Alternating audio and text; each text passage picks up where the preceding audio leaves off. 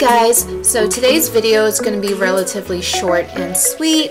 I'm going to show you my workout that I did on Sunday. This is a glutes and hamstring workout.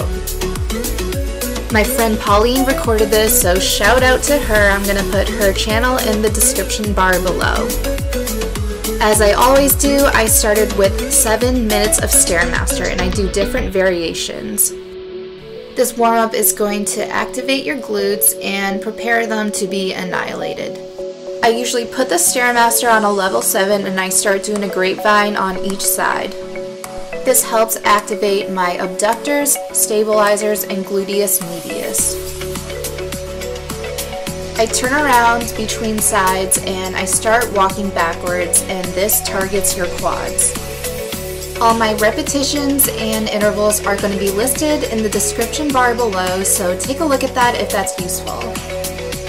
Also note that I'm using a very light touch on the railings, even though it might not look like it.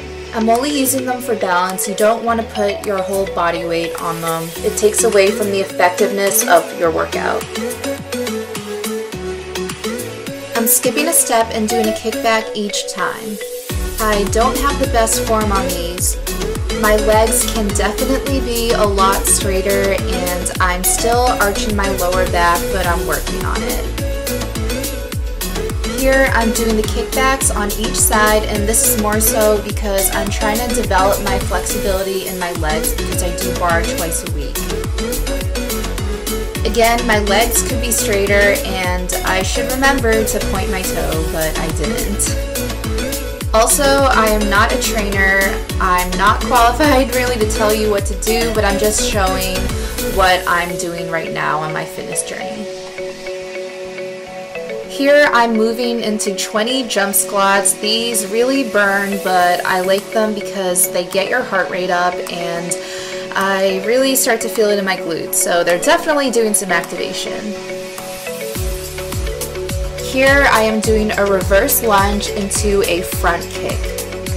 My form isn't the best, but it's actually getting a lot better.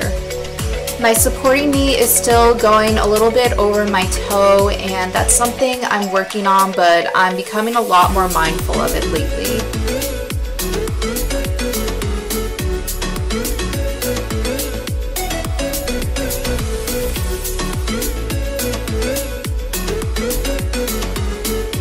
Here I'm doing 15 fire hydrants on each side with a band. These are going to activate your gluteus medius, aka your side booty.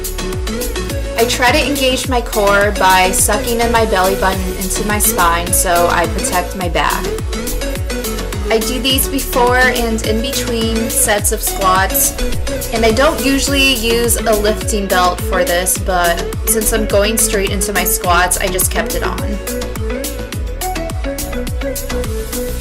And I know some people don't believe in using the lifting belt, but for me, I'm using it right now just because I have pretty bad lower back problems, and that's something I'm working on.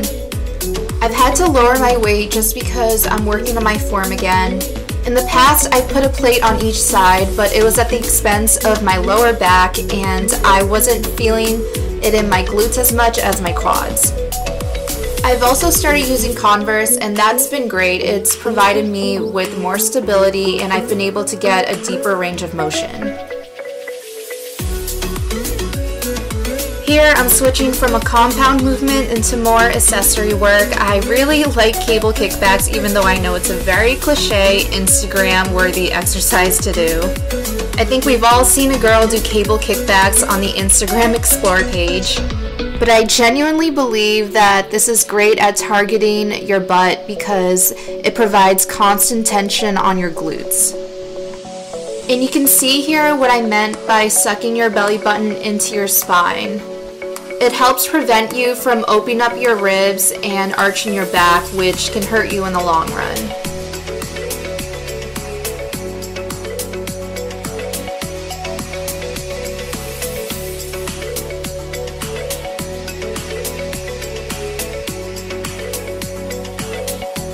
Here I'm doing cable pull-throughs. This is something new that I'm implementing into my workout. It's not something I'm used to, so my form might not be the greatest, but I'm learning to work with it a little bit better. Also, I'm sorry if the shaky camera just gave you vertigo right now, but I was trying to show how hard I was squeezing at the top. This is really necessary in this exercise, and also you want to keep your legs as straight as you can without locking your knees. The movement is similar to a deadlift and it helps in isolating the glutes. Here I'm doing fire hydrants with the cable machine. This is a lot more challenging than the band, but this was my first time doing it, and looking back on the footage, I could have kept better form, but that's something I can work on. I think trying to keep my foot and my knee at the same height would have activated my side glutes a little bit more.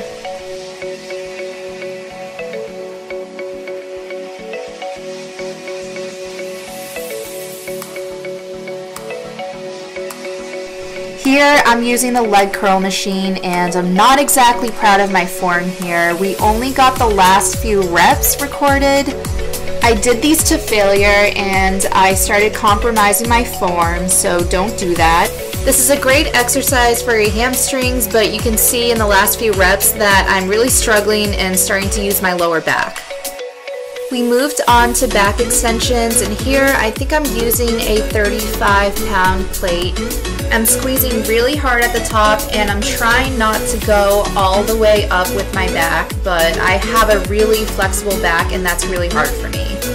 This is not only a great exercise for your glutes, but it strengthens your core and your back to prevent injuries. Now we're moving on to the last two exercises, and these are my favorite. They are hip thrusts. It's something new that I just recently discovered. I learned that this is better than squats in isolating your glutes without growing your quads. According to Brett Contreras, this is one of the most effective exercises for glute growth. I usually try to use a bar with plates, but there weren't any available at the time.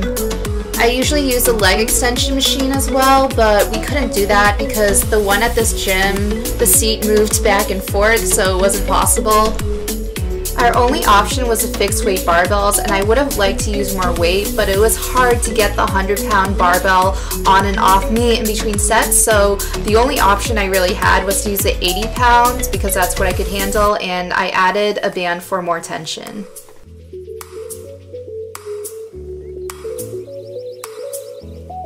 My last exercise of the day was decline glute bridges, and I added a band for tension.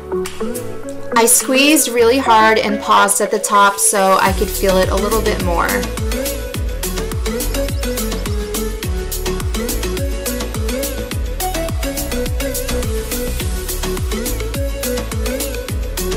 And that's all I have for you guys today. I did 5 minutes of very slow Stairmaster at the end just to cool down and to prevent injury to my muscles, and then I spent 5 minutes stretching.